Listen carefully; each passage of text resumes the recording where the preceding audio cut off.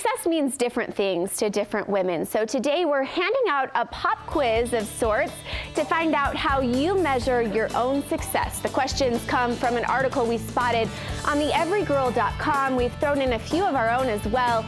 It's a self-help exercise on how to live your best, most fulfilling life. Corporate recruiter Carly Hazen is here with a list of questions she believes we all should be asking ourselves. But before we jump into this list, why should we be defining these things and kind of deciding what success means to us? Sure, great question. You know, people measure success on a lot of different levels and in a lot of different ways. And it's important to define what success means to you, because I think often we'll look at how other people are rating their barometers, and you could be in a completely different situation, whether they're personal goals, whether they're professional goals, and even in a career setting, your goals may be very different than the coworker sitting right next to you. And it changes as well. When you start your career, your goals are maybe focused on very different things. And I find that a lot in the recruiting industry. Individuals who have been in a career for 5, 10, 15 years, their priorities have shifted. And the things that they were really gearing as kind of, you know, benchmarks of success are completely different, maybe more family oriented, more benefits oriented, work-life balance, things like that. So this is good just to check in, just to see where you are, measure where you are, and take into account. And the first way to do that is just on Sunday night, ask yourself, how am I feeling? Yeah, you know, Sunday night is an important question.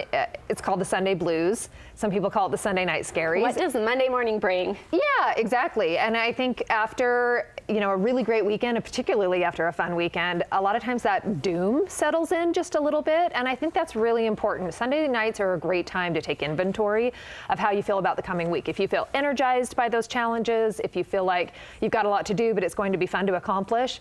No one likes Monday mornings, but there are some people that really experience severe anxiety about it and dread. And those are very important emotions on a weekly basis to, you know, pay attention to, because those emotions could be telling you to maybe shift yourself in a more positive direction. Okay. How about gratitude? How can that kind of help us measure and take account of what's going on? I think when you're in a good, healthy place, either in your career or with your, you know, personal goals, it's easier to feel gratitude. It's easier to notice what you appreciate. And that's another thing too. When you first start your career, I think you maybe take for granted some of the opportunities you're given. You're focused on the income, you're focused on the title, you're focused on how nice your office is, you know, all of those things when you're first starting your career. Later in life, you start to really pay attention to maybe the flexibility that your job offers. Maybe you've been humbled because you've lost a job before and been a part of a reduction in force, been humbled a little bit. So I think it's important to be able to see, you know, the forest for the trees, and to be able to really say, hey, I've got some great things. There's some things I don't like, and maybe eventually I'll make a change, but for right now, this works for me and this is why. And to be able to feel that and see that and appreciate what you do have. And we all have failures and mistakes, but it's sometimes hard to feel like that's kind of a normal part of getting through life. So how does that play into it? So I think that's another important note on our list, is how you handle failure. And if you're the type of individual that can view failure as another way to learn how to do something right?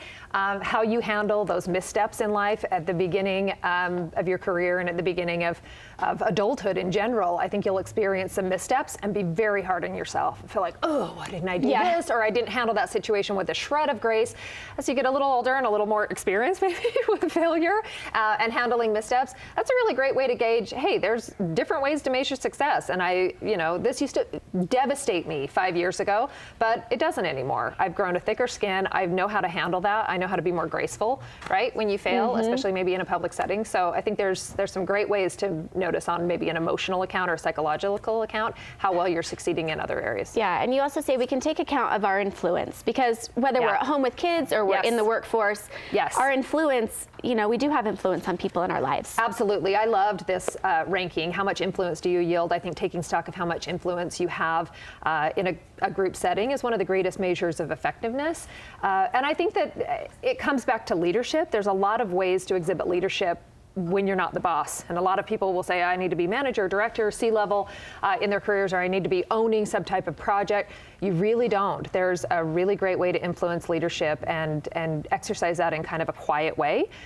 It's about service. It's about mobilizing others towards a common purpose. And I think there's ways to be very successful in that maybe aren't known to everyone, but in small ways. If people are coming to you for advice, if people are coming to you, even when it's not your domain or your department, and they just want your opinion, it's a great way to see see that you're succeeding in certain areas. Okay. You're also in this talk about success and if we're successful or not. Maybe taking account of what we create and maybe that being how we're measuring success. Yeah, absolutely. I think there's a lot of people that need to ask themselves when you think about your career or personal passions, consider what you create or the service you provide and what wouldn't exist without your care or your effort or your expertise. And that's an incredible, especially at this time of year when you can maybe look back and start to get excited about looking forward to the new year.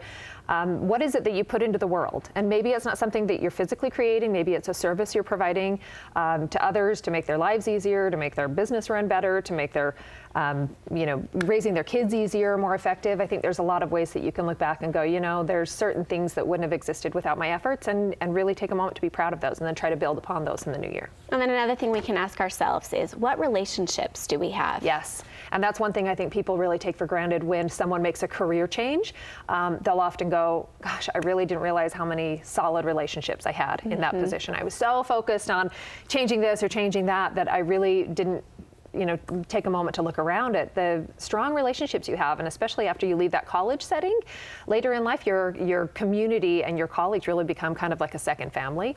So I think that's an important way to measure success, because there's certain, barometers that we have that we all want to keep in mind as far as, are we professionally progressing?